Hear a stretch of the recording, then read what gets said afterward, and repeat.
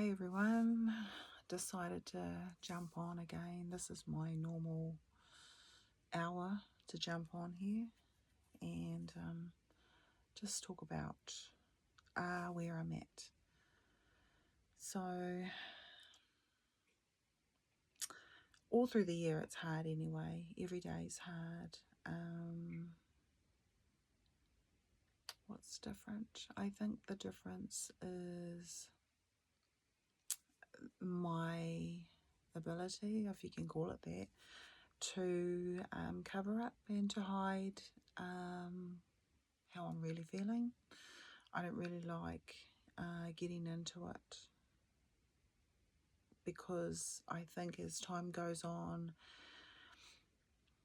not an expectation or an expectancy of me to get over what's happened, but I do kind of a little bit feel that some people are thinking, why are you still in that place? Why have you not, moved on? Or why are you not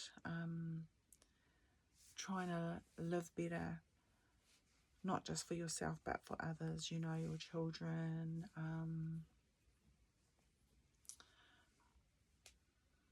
Yeah, for lots of reasons, really, but yeah, it's, I think for me, nothing has really changed. It's the same pain, it's the same disbelief of what's happened. Still asking the whys, which actually I feel like I know the whys. But it doesn't make it easy and it doesn't make it better.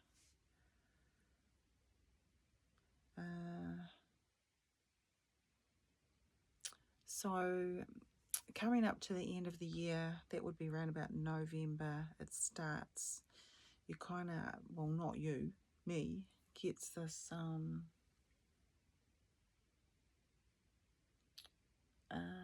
feeling of, well, I suppose you could call it anxiousness. It's kind of like more of a heavy burden coming up to, knowing that it's coming up to Faith's birthday. So in December 20th, she turned 17. And just getting back to how I feel that some people may be wondering why I haven't moved on, or why it's not better for me, or why I'm still in that place. I don't want to explain why I am, and I don't want to explain what I'm going through, because for one, I don't think it's easy for someone to understand. And I understand that myself, because I know that I have also been in the position where I hadn't lost a child, and others had, and I couldn't really get what it was like, even though they may try and explain it, or they may try and describe it. I just couldn't really get it. For me, it has to be a revelation, insight, a deep understanding from a higher power. God would have to reveal that to a person for them to be able to understand what that's like. And some people, well, I've actually come across like a good friend of mine. She knows, I feel, because when I talk to her, she's talking at a level that sounds like she has lost a child, but she hasn't. Also have someone else that I've spoken to, same thing. yeah, so there are people who do have that deep insight, that understanding and that revelation. So I don't want to get into how I'm feeling about it after being this long. I mean, Faith had not long turned 14 and now she's 17. And people say time heals, and that's probably what they think if they haven't lost a child, but time for me will never heal. I have accepted that this is the life that I have. I have accepted that this is the pain that I will endure all the days of my life. I have accepted that this is torture on earth. And I've accepted those types of things, but as far as acceptance of, you've lost a child, accept it, move on, you got to carry on with your life, and I know all that, and I have no choice but to carry on, and that's what I do. So to avoid explaining what it's like for me, and to avoid describing how that's been, I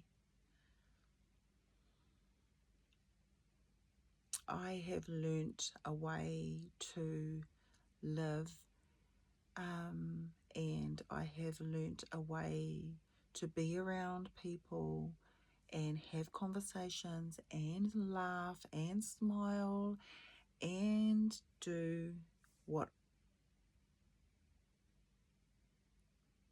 appears to be a normal life. I have learnt how to do that. I have learnt how to go to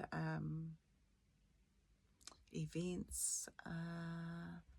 I've even learnt how to perform, like in my singing, like how I used to sing. I've learnt how to speak and even talk about faith without it just gripping my throat and not being able to prevent myself from crying. I have learnt how to control that. I have learnt how to speak, and I've learnt how to speak about faith. So I've just learnt so many things over this time, and I'd rather not have learnt it, because in order for me to have learnt it means that I've had to go through it.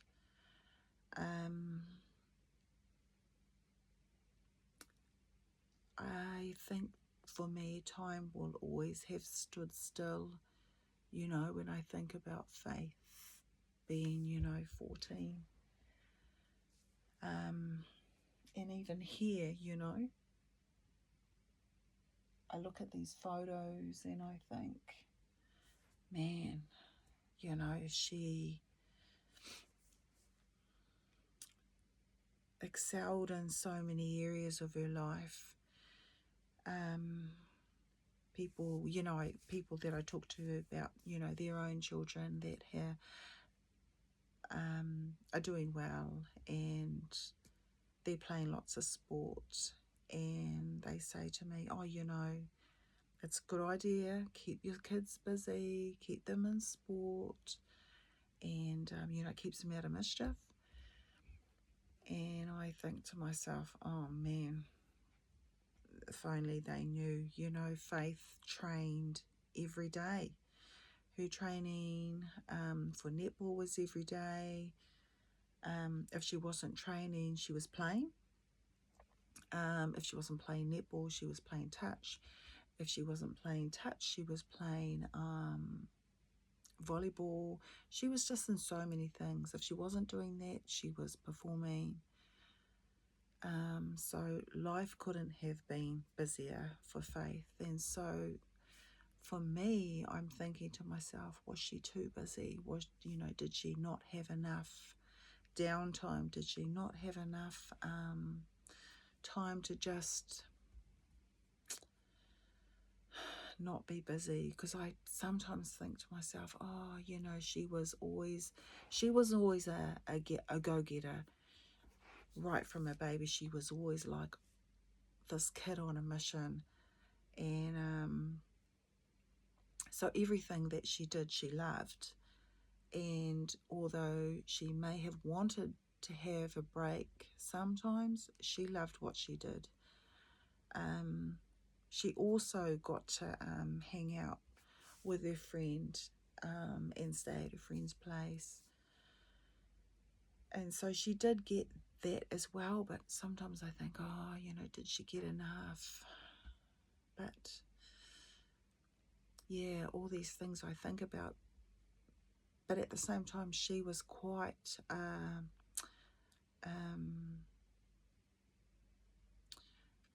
curious kid, She always wanted to explore. She loved enjoying life. She loved good times. Inquisitive. So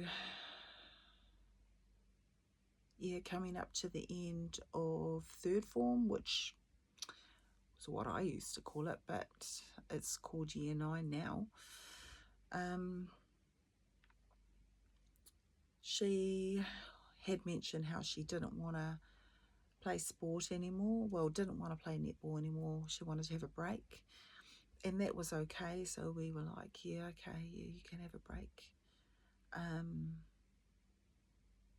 Then I think to myself, should we have given her that choice? She's only 13, going on 14. Should we have not given her that choice? I think about things like that. Yeah, it's just all the wonder if I should have, if I shouldn't have. Oh, maybe if I did this or didn't do this, It's really hard because I struggle with those things all the time. But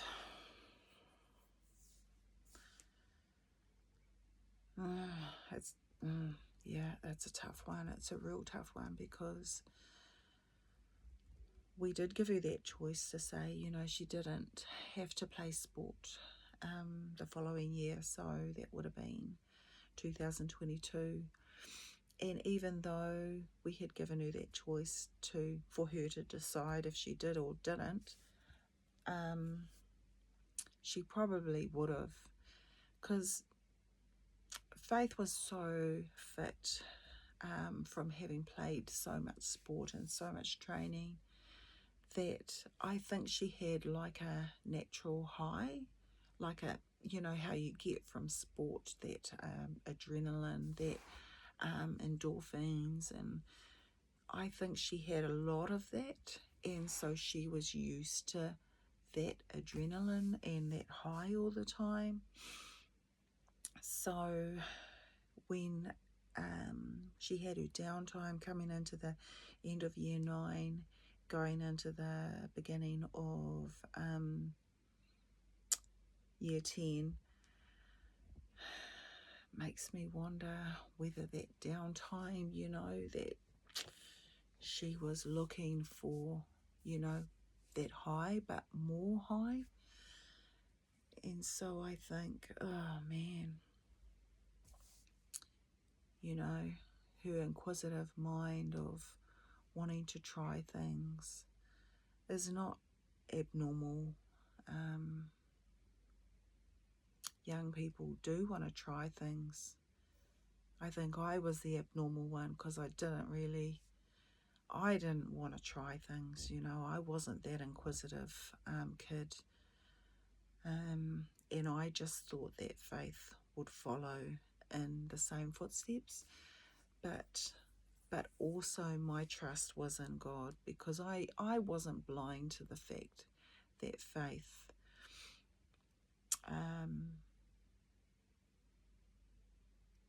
was doing things that I didn't know about, but I never ever thought that she would do anything that was so fatal. And to her defense, she didn't think she was doing anything that would be fatal to her as well, because she had so much fearlessness in her. She had so much confidence and so much trust, as I did in her to a certain degree. Like, I'd always say to her, bloody hell, Faith, that's why I don't bloody trust you sometimes, because I know that she's up to something, but I can't. She was a clever cookie, like really, really smart, really switched on, but I could never catch her out, you know what I mean? So, not that I thought she was doing anything out of the normal, but I knew she was up to all that kind of little mischief stuff, because, yeah,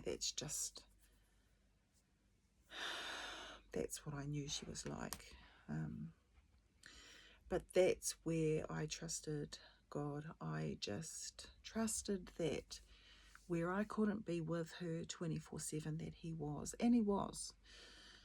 But I trusted that where she wasn't safe, where there was harm, that He would take care of her, that He would keep her safe, and that He would keep her from harm. Yeah, and so my struggle has been with what Faith did, which is, for all those who are listening that don't know what Faith did, she inhaled deodorant, and that was fatal to her life.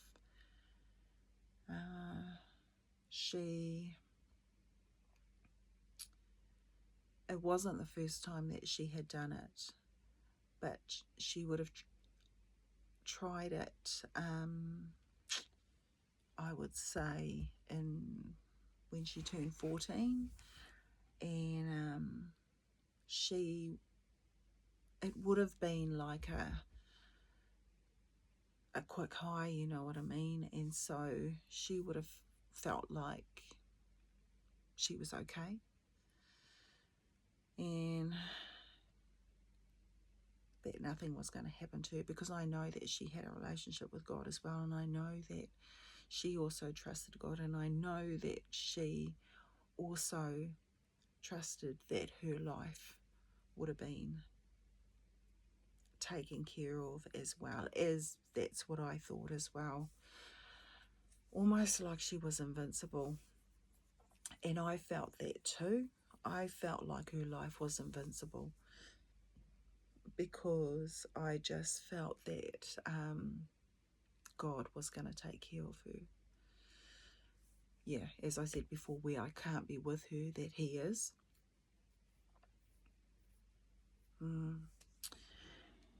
And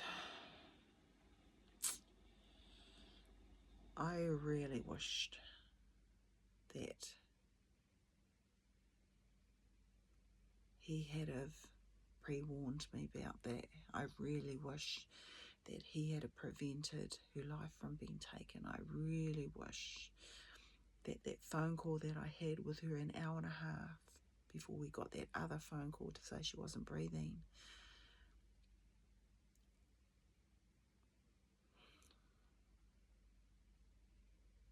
was somehow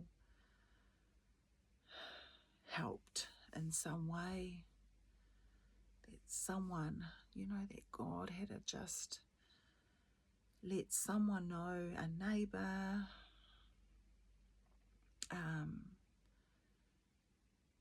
just even something, even pre-warning me that, go and get her. I mean, I argued with her that night because I had told her that she can't stay the night at her friend's, and that's a huge regret, and I really wish I had gone to get her. But, you know, Faith, she's just this clever cookie, and she just has a way that she talked me into letting her stay that night. And in my head I'm thinking, bloody hell, Faith, you're going to blooming get it in the morning when you get home. Meaning, you know, you're going to get this massive lecture about this whole thing because I told you you're not allowed. And you've talked me into it, and I've agreed because I'm going to see you in the morning. But man, we're going to blooming talk about this. Yeah. So to not have known about this type of thing, and to not have known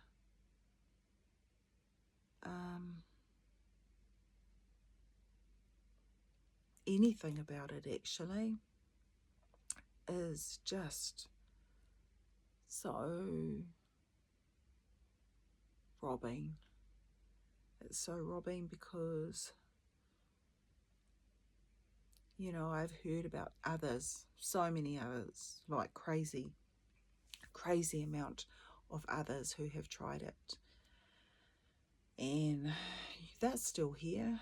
So I think to myself, why can't she be here? Everyone else is here that's tried it. I mean, not everyone else actually, because I have heard about others who have lost their lives through it as well.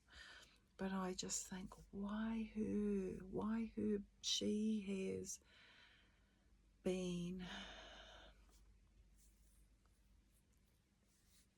so amazing throughout her life. She has impacted so many people. She has loved so many people. She has been loved, and she has received love, and people have loved her.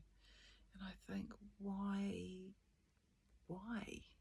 Those are the things I struggle with, because I think, how is she more impactful where she is in heaven than she would have been on earth?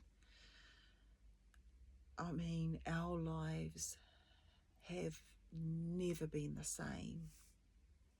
I mean, people may think I'm the same. I don't actually know if people think I'm the same, but I am so not the same. Pete's not the same. Rion's not the same. I don't know if Tamaniera feels like he's the same. I don't know how Elisha feels as well, whether he feels he's the same, but yeah, my boys don't really like to talk about it. They don't really like to go on those deep levels about this. But yeah, Rion and we talk heaps about it, and it's cool because we can talk deeply about it, and we can talk intricately about it and about all things, because we know Faith so well, and we know each other so well, and we know that when we talk about these things, that it's not offensive to each other, and we don't need to take it personally about our own hurts and about our own pain and torture through this. But yeah, the struggle for me is still with God. I'm still silent. I still find it really hard to pray. I don't, actually. I don't. But what I have done that's different is I thank God. I thank Him it's not every day, but I try to every day, a few times a day, say thank you, God, thank you, Lord. And it's not for anything in particular. It's not for specific things. It's just that.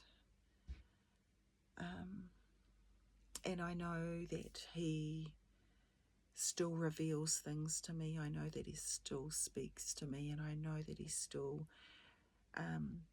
uses me. I still can't believe that he never pre-warned me, though, because he always has throughout my whole life, you know, when going through stuff. He pre-warns me about it all, and he usually conditions me as well. If I think deeply about it, maybe he has conditioned me, because I have gone through, you know, I have been through things, and when you go through things, that is the conditioning. And when I think about it, the pre-warning that I'm used to, that's not how he pre-warned me. Like if I think about the pre-warning of when Faith was born, I knew that meant something. The wailing, I knew that meant something. So I guess I could say that that was a pre-warning. Even when I looked at Faith and I'm like, oh, she's so special, I knew there was something special about Faith. That could have been a pre-warning. This cat here, this is Minnie Munch, and so our other cat, Munch, or actually was Faith's cat, same colours as this one here. And when she turned up, she was probably about 2 weeks, maybe 3. I thought it was Munch, but because she's got the same colours, but slight difference. Yeah, so that's how we have her, because I thought it was Munch. Well, I knew it wasn't Munch, but she looked so much like Munch. And she turned up a day or 2 before Faith's birthday, so that's another reason why we have her. Sorry, that was changing the subject a bit, but so Munch was Faith's cat, and Faith's looked like her, and she would have been maybe a year, or gosh, I can't even remember how old she was now, but she wasn't too old. She might have been a year and a bit or something. Well, after Faith, on her date that she transitioned, that she graduated, that she went to heaven, Munch, her cat, Faith's cat, went missing. She basically walked out the door that night and she never returned. That was a year. So a year of Faith's date that she graduated. Faith.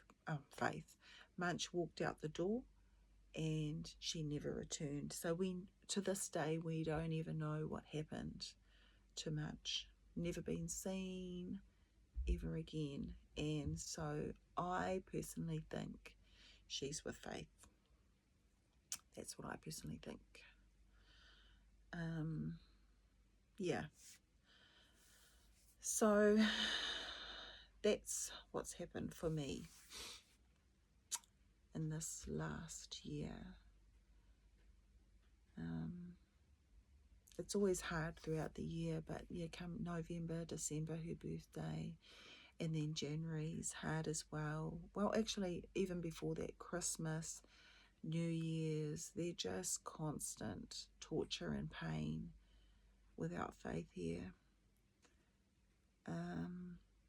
In January, her brother. So Faith was born 20th of December, and Elijah's born 20th of January. She was born 5 days early. She was actually due Christmas Day. but she came 5 days early. Elisha was born 5 days late, 20th January. Yeah, and so coming up to his birthday is always tough too, because it's just a reminder, you know, she's not here physically. And then February's really hard because that's her date, the 12th of February 2022. Oh, yeah, it's all bloody hard. And so as time goes on, it doesn't get easier for me. It gets actually harder for me because the separation from her is longer. And so in February will be 3 years. And so, yeah, 3 years. My husband, so Pete, there's a scripture that says one day in heaven is like 1,000 years on earth. And so Pete, he took that and he broke it all down and he worked out, because he's quite clever like that, quite articulate. He broke it all down and worked it all out, and he worked out that